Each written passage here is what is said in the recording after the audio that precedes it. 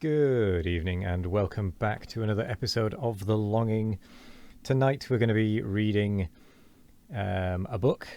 We're going to take a look at I know I said I wasn't going to read, probably was going to avoid reading this, but I think we are going to read Thus Spoke Zarathustra, the second part.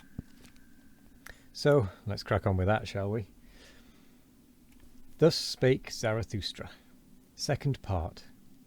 And only when ye have all denied me will I return unto you. Verily with other eyes, my brethren, shall I then seek my lost ones. With another love shall I then love you. Zarathustra, I, or first, the bestowing virtue. 23. The Child with the Mirror.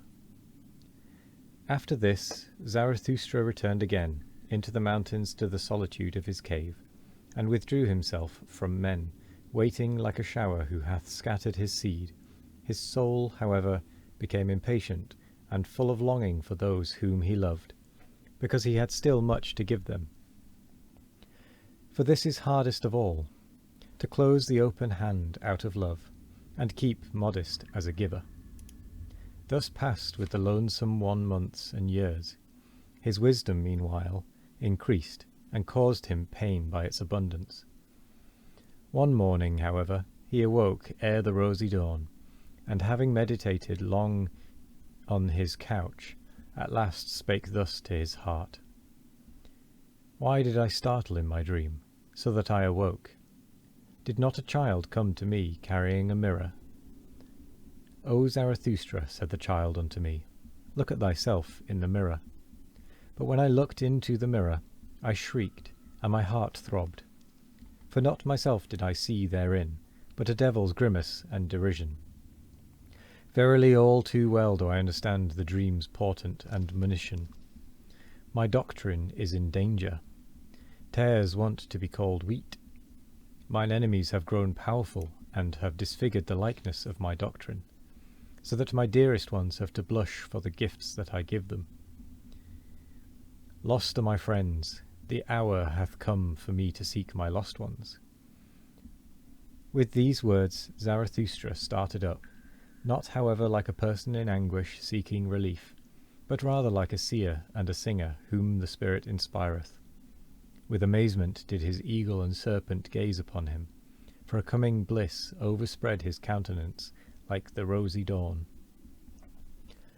What hath happened unto me, mine animals, said Zarathustra. Am I not transformed? Hath not bliss come unto me like a whirlwind? Foolish is my happiness, and foolish things will it speak. It is still too young, so have patience with it. Wounded am I by my happiness.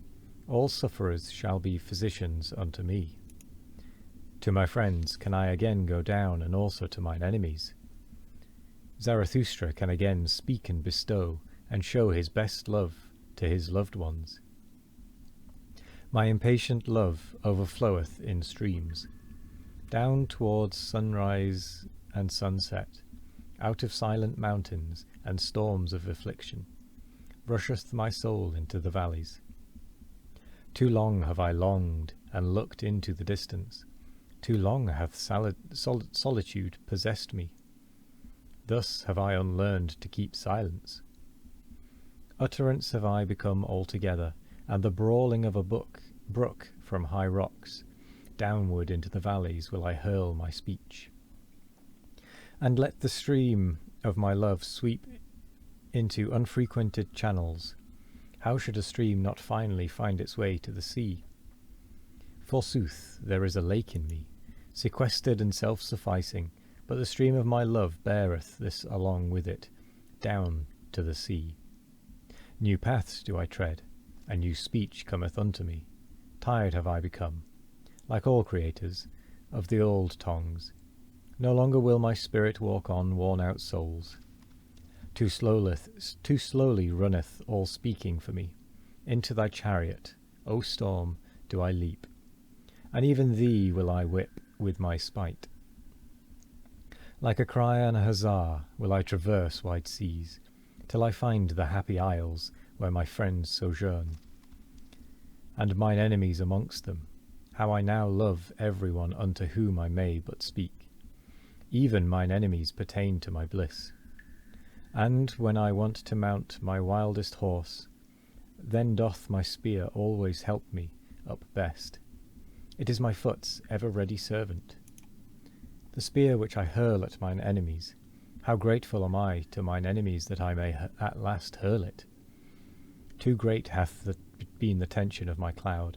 Twixt laughters and lightnings will I cast hail showers into the depths. Violently will my breast then heave, violently will it blow its storm over the mountains. Thus cometh its assuagement. Verily like a storm cometh my happiness and my freedom. But mine enemies shall think that the evil one roareth over their heads. Yea, ye also, my friends, will be alarmed by my wild wisdom, and perhaps ye will flee therefrom, along with mine enemies. Ah, that I knew how to lure you back with shepherds' flutes. Ah, that my lioness wisdom would learn to roar softly, and much have we already learned with one another. My wild wisdom became pregnant on the lonesome mountains, on the rough stones did she bear the youngest of her young. Now runneth she foolishly in the arid wilderness, and seeketh the soft sward, mine old wild wisdom.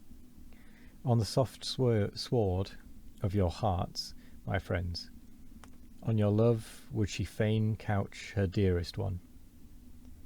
Thus spake Zarathustra. 24. In the Happy Isles. The figs fall from the trees, they are good and sweet, and in falling the red skins of them break. A north wind am I to ripe figs. Thus, like figs, do these doctrines fall for you, my friends. Imbibe now their juice and their sweet substance. It is autumn all round, and clear sky and afternoon. Lo, what fullness is around us, and out of the midst of superabundance it is delightful to look out upon distant seas. Once did people say God when they looked out upon distant seas.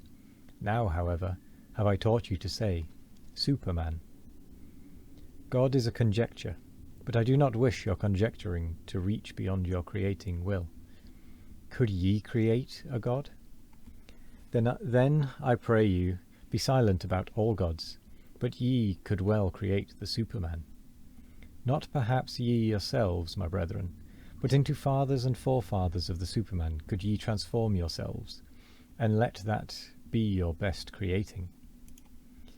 God is a conjecture, but I should like your conjecturing restricted to the conceivable. Could ye conceive a God? But let this mean will to truth unto you, that everything be transformed into the humanly conceivable, the humanly visible, the humanly sensible. Your own discernment shall ye follow out to the end. And what ye have called the world shall be but be created by you. Your reason, your likeness, your will, your love shall it itself become. And verily, for your bliss, ye discerning ones.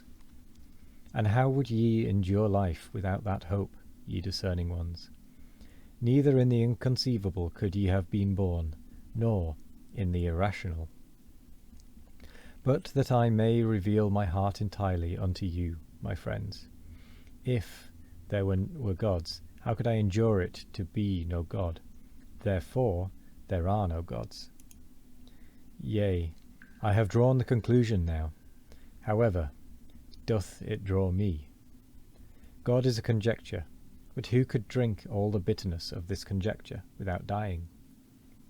Shall his faith be taken from the creating one, and from the eagle his flights into eagle heights? God is a thought, it maketh all the straight crooked, and all that standeth real. What? Time would be gone, and all the perishable would be but a lie. To think this is giddiness and vertigo to human limbs, and even vomiting to the stomach. Verily, the reeling sickness do I call it, to conjecture such a thing.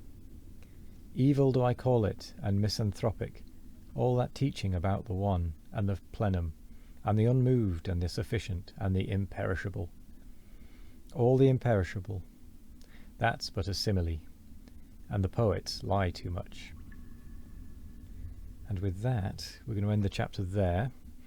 So I'm going to say thank you very much for joining me today. I hope you all have a wonderful morning, evening, afternoon, or night, no matter what time of day it is. I hope you all have a wonderful one of it.